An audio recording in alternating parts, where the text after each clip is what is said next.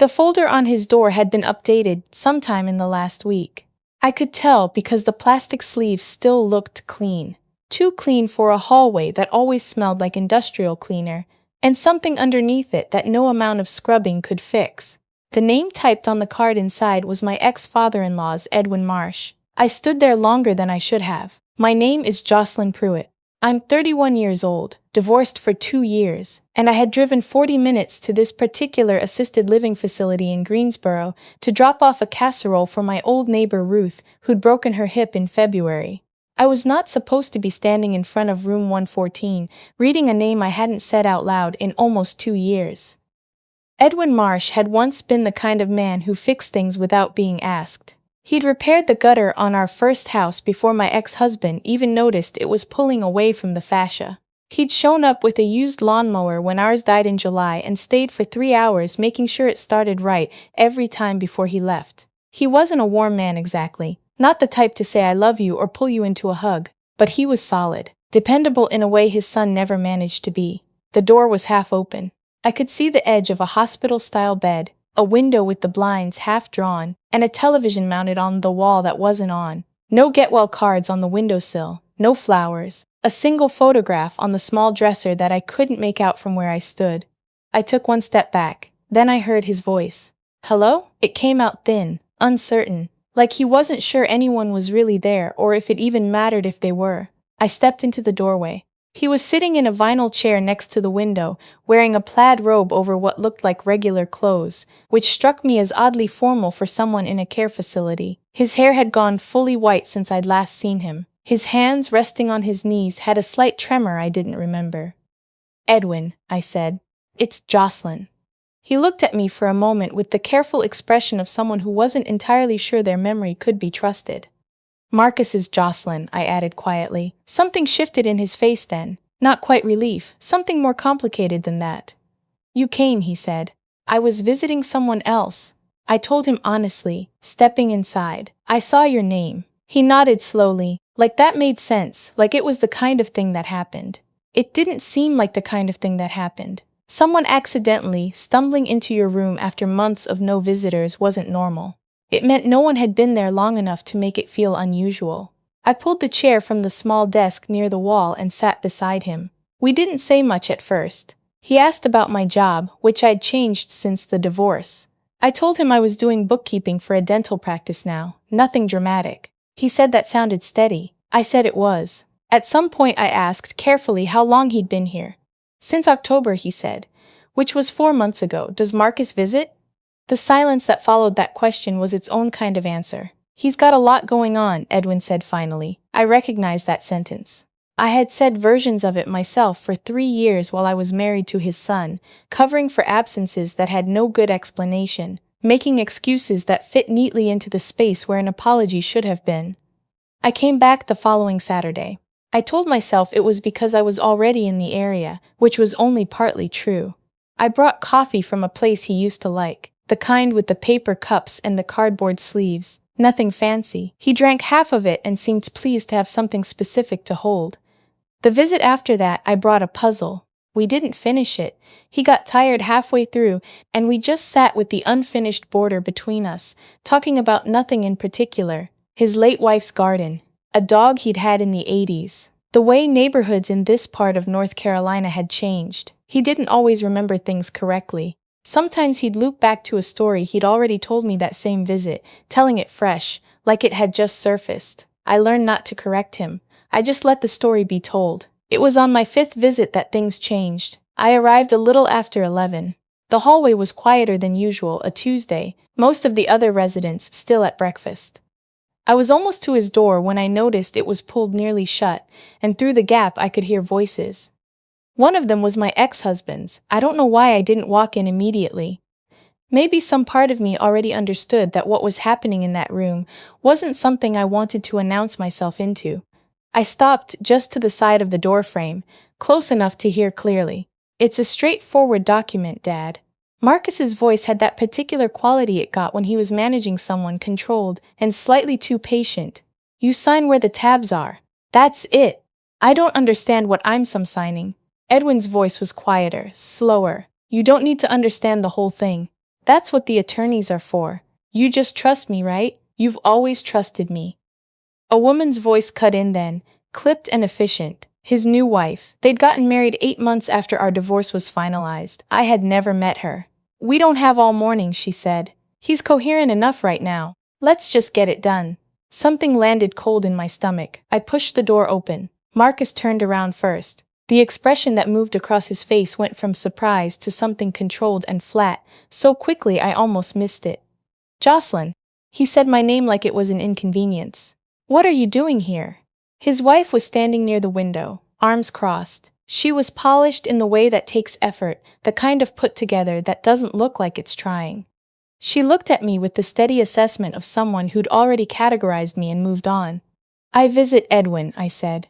I have been for a few weeks. Marcus laughed, one short sound. You visit my father. Someone has to. His jaw tightened.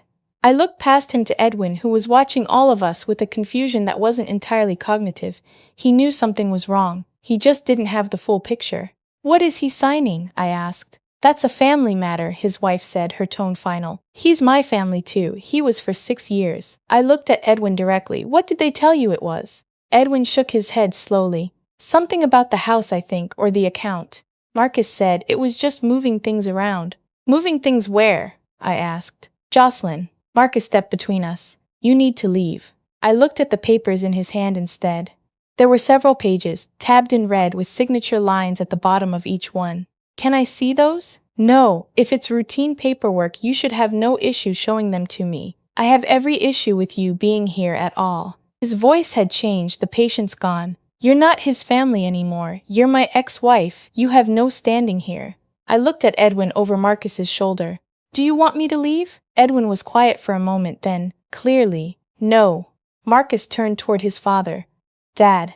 Edwin's voice had steadied, not loud, not angry, just decided. I don't want her to leave. The room held that for a second. Then his wife picked up her bag. This is ridiculous, she said. We'll come back. Don't bother, Marcus said, still looking at me. I'll handle it. They left. Not together exactly, but in the same direction.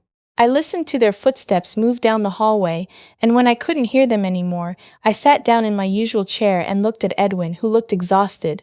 I'm sorry, I said. Don't be. He pressed his lips together. I don't know what those papers were. I know. He's been coming around more lately. He stopped. I thought he just wanted to see me. I didn't say anything to that because there was nothing useful I could say. That night, I called my cousin, who had gone to law school in Charlotte before switching to corporate consulting. She wasn't practicing, but she still knew people, and more importantly, she knew what questions to ask. I told her what I'd heard, what I'd seen, the way Marcus and his wife had been pressing Edwin to sign, while explicitly telling him he didn't need to understand what he was signing. She was quiet on the phone for a moment. If he's being treated for any cognitive issues, any formal diagnosis of dementia or early Alzheimer's, she said, then any document signed without an independent capacity evaluation could be challenged. The question is what the document was. I told her I didn't know. Can you find out without asking Marcus directly? I thought about it. Maybe. The next morning I drove to the county register of deeds. I wasn't sure what I would find or even exactly what I was looking for, but Edwin owned a house outright. A 3-bedroom in Kernersville that had been in his wife's family before she passed. It was worth something. Not a fortune, but something. I searched his name. There was a deed of trust recorded 6 weeks ago. Edwin's property had been used as collateral on a loan taken out in the name of a holding company I'd never heard of, with Marcus listed as the managing member. I sat in the parking lot afterward for a long time. Edwin hadn't been placed in that facility because his care needs had finally outpaced what the family could manage at home. He'd been moved there deliberately, at a moment when his cognitive decline was progressing and his ability to track his own finances was deteriorating, so that Marcus could move assets without him noticing. The house was already leveraged. The question was what Marcus was trying to get him to sign now. I went back to see Edwin that Thursday earlier than usual, and this time I brought someone with me. A friend of my cousin's named Dennis, who was a paralegal at an estate law firm in Winston-Salem, and had agreed to come as a professional courtesy after my cousin explained the situation. He was calm and straightforward, and he brought a legal pad. Edwin was surprised to see me with someone, but not unhappy about it. Dennis explained simply that he was there to help Edwin understand any documents that had been or might be presented to him, and that Edwin had the right to have any legal papers reviewed by an independent party before signing anything. He explained what a durable power of attorney was, what a financial power of attorney was, what each one would legally allow the designated person to do. Edwin listened to all of it carefully. Marcus already has something, he said at the end, from a few years ago, when I had the knee surgery, and he said it was just in case. Dennis made a note. Do you remember signing it? I remember signing something. I don't remember what it said. We can find out, Dennis said. Would you be willing to let an attorney review it? Edwin looked at me. You think I should? I think you deserve to know what you already signed, I said. That's all, he nodded. Then yes. What the review turned up was not a simple just-in-case document. The power of attorney Marcus had obtained during Edwin's knee surgery recovery 3 years ago was a broad financial POA with no expiration date and no limitations on scope. Legally, Marcus could act on Edwin's behalf in virtually any financial matter without Edwin's ongoing consent. He had used it to take out the deed of trust on the house. He had also used it to transfer the balance of Edwin's investment account, a modest but not insignificant amount he'd saved across 40 years of working in manufacturing, to the same holding company. When Dennis laid all of this out for Edwin at the facility in plain language without rushing, Edwin didn't say anything for a long time. He sat very still, his hands quiet on his knees for once. Then he said, I worked for that my whole life. I had to look at the window. I know, Dennis said. And you may have legal recourse. A financial POA can be revoked at any time by the principal as long as the principal has capacity, and the transfers made under it can potentially be challenged if we can establish that they were not in your interest. Marcus said it was just management, Edwin said. He said he was protecting it, I understand. But protecting it and moving it into an entity he controls are two different things. A court may see it that way. Edwin was quiet again. Then he turned to me and said something I wasn't expecting. She would have known, he said, my wife. She always knew when someone was telling her what she wanted to hear instead of the truth. He paused. I should have been more like her in that regard. I didn't say anything because my throat had closed. I want to revoke it, he said. Whatever I need to sign to revoke it, I'll sign. But this time I want to read every word first. It took 3 weeks. There were documents to revoke the power of attorney, a process that required Edwin's signature and a notary and formal notification to Marcus. There was a consultation with an elder law attorney about the asset transfers and whether the deed of trust could be challenged. There was a formal cognitive assessment requested by Edwin's own physician, the results of which established that while Edwin had early-stage memory impairment, he retained legal decision-making capacity, which was the thing Marcus had been counting on eroding before Edwin could act. Marcus called me twice during those weeks. I let both calls go to voicemail. The first message was controlled, almost friendly, explaining that I was interfering in a family matter and that he hoped I understood the position I was putting myself in. The second was shorter and had none of the friendly in it anymore. I saved both. He showed up at the facility the Thursday after the revocation notice was served. I know because the front desk called Edwin's room to let him know Marcus was on his way up, which was a protocol they'd put in place after we spoke with the administrator about what had been happening. Edwin asked me to be there. I was sitting in my chair when Marcus walked in. He looked at me with an expression I recognized, the particular look of someone who has decided the best response to being caught is to act like nothing happened. Dad. He went to the chair on the other side of the bed. How are you feeling? Sit down, Marcus, Edwin said. Marcus sat. I read everything, Edwin said. All of it. Dennis went through it with me, line by line. Dennis. Marcus repeated the name flatly. This person Jocelyn brought in. He works in estate law. He was very clear. Dad, whatever they told you. I want to talk about the house, Edwin said. Marcus went still. I want to talk about the investment account, the money I've been saving since before you were born. Edwin's voice was even, not angry, just steady. I want you to explain to me what protecting it looks like, since that's the word you used. Because from where I'm sitting, it looks like it went somewhere I didn't tell it to go. It's complicated, Marcus said. There are tax advantages too. I'm not asking about taxes. Edwin cut him off quietly. I'm asking you where my money went and why you needed me here. He gestured at the room around him. To do it. The silence that followed was different from the other's behavior. Marcus looked at me. You did this. No, I said. You did this. I just made sure someone noticed. You have no idea what you've interfered with. His voice had gone low and tight. You don't know anything about this family anymore. I know, Edwin, I said. That's enough. Marcus stood up. He looked at his father, and for a moment something crossed his face that might have been real, something that looked like it remembered a different version of this relationship. Then it was gone. This isn't over, he said. I think it is, Edwin said. Marcus left. Edwin and I sat in the quiet for a while after that. The television stayed off. Outside the window, the parking lot was filling up for afternoon visiting hours, families walking in with bags and flowers, the ordinary commerce of people still showing up for each other. I want to go home, Edwin said eventually. Not yet. I know I'm not ready yet. But eventually. That's something to work toward, I said. He nodded. I've been thinking. He leaned forward slightly in his chair. About what you've done here, the time, the driving, all of it. You don't have to. I'm not finished. He looked at me directly, his eyes clearer than I'd seen them in months. I always liked you. Even when things were bad with Marcus, I thought you were good. I didn't say it because I didn't want to make things harder for you. He paused. That was a mistake, I should have said it. I had to press my hands together in my lap to keep myself together. I had an appointment with the elder law attorney last week, he continued. The one Dennis referred me to. Her name is Adrienne Cho. She's very sharp. I'm glad. I made some decisions during that appointment. He reached into the pocket of his robe and took out a small envelope, the kind that comes with a greeting card. My name was written on the front in his handwriting, which was shakier than it used to be but still recognizably his.